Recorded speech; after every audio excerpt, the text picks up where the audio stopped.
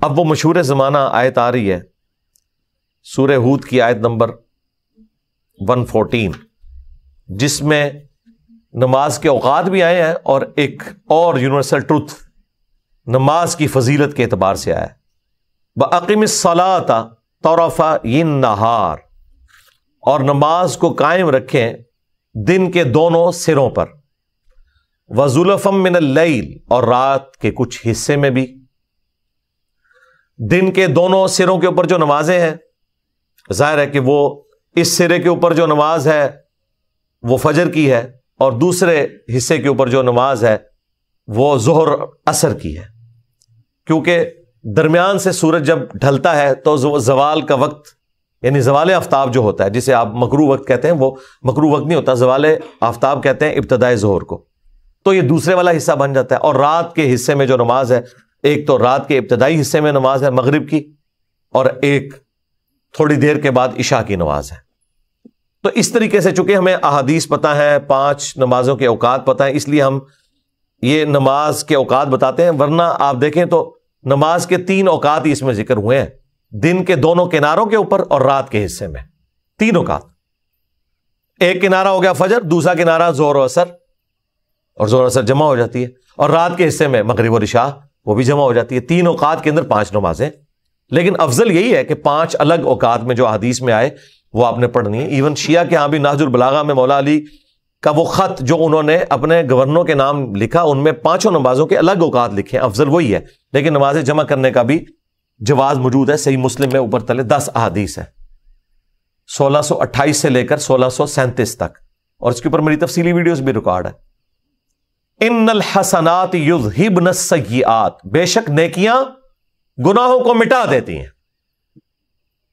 ذالک ذکریٰ للذاکرین، اور یہ نصیحت ہے ان کے لیے جو نصیحت کو قبول کریں۔ یہ جو پورشن ہے نا، ان الحسنات یذہبن السیئات، بے شک نیکیاں گناہوں کو مٹا دیتی ہیں، یہ ایک بہت بڑی نعمت ہے اللہ تعالیٰ کی طرف سے۔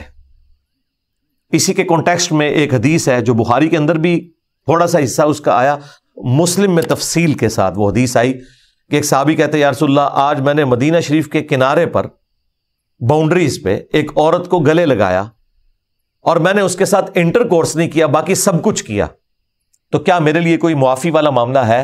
نبی علیہ السلام خاموش ہو گئے۔ آپ نے فرمایا بیٹھ جاؤ۔ تھوڑی دیر بعد آپ کے اوپر وحی کی کیفیت طاری ہوئی اور یہی آیات نازل ہوئی۔ یہ شان نزول ہے بخاری مسلم دونوں میں۔ نبی علیہ السلام نے کہا وہ سوال کرنے والا کہاں گیا؟ پھر آپ نے یہ آیت پڑھی کہ دن کے دونوں کناروں کے اوپر اور رات کے حصوں میں بھی نماز کو قائم رکھو، بے شک نیکیاں گناہوں کو مٹا دیتی ہیں، یعنی نماز پڑھنے سے گناہ معاف ہو جاتے ہیں۔ لیکن اس کی عادت بنا کے کوئی کہنا کہ یہ گناہ صغیرہ ہے معاف ہو جائے گا، وہ نہیں۔ اگر کسی سے بائی چانس ایسا کوئی معاملہ ہو گیا اور اس کے بعد اس نے نماز پڑھی تو اس کا وہ گناہ معاف، لیکن اس کی روٹین بنانا، گناہ صغیرہ کی روٹین بنانا بھی خود گناہ کبیرہ ہے۔ یہ ایک بڑا کریٹیکل ٹاپک ہے، اس کے اوپر میری تفصیلی ویڈیو ریکارڈ ہے، گناہ کبیرہ اور اس کی توبہ کا بیان۔ صحیح مسلم میں حدیث ہے کہ اگر کبیرہ گناہوں سے بچا جائے تو ایک نماز سے دوسری نماز، ایک جمعے سے دوسرا جمعہ، اور ایک رمضان سے دوسرا رمضان درمیان کے گناہوں کا کفارہ ہے، اگر بڑے گناہوں سے بچا جائے۔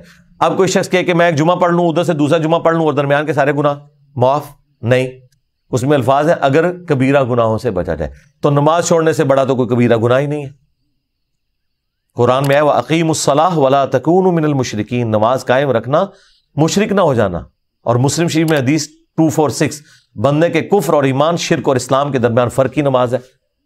تو نماز تو وہ گناہ کبیرہ ہے کہ جو کفر کے اندر لے جاتا ہے انسان کو عملاً، لہذا ایک جمعے سے دوسرا جمعہ درمیان کے گناہوں کا کفارہ ہے اگر کبیرہ گناہوں سے بچا جائے، یہ الفاظ ہے۔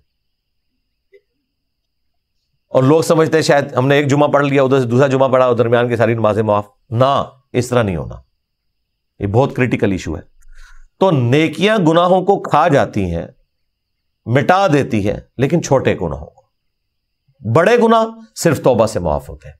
اور توبہ کی ڈیفینیشن یہ ہے کہ گناہ کے اوپر شرمندگی کا اظہار اور آئندہ گناہ نہ کرنے کا پکا عہد کرنا۔ اب یہ ہماری بدقسمتی ہے کہ جتنے گناہ ہمیں معلوم ہے وہ سارے کبیرے ہی ہیں، وہ نمازوں سے معاف نہیں ہونے، وہ توبہ سے معاف ہونے۔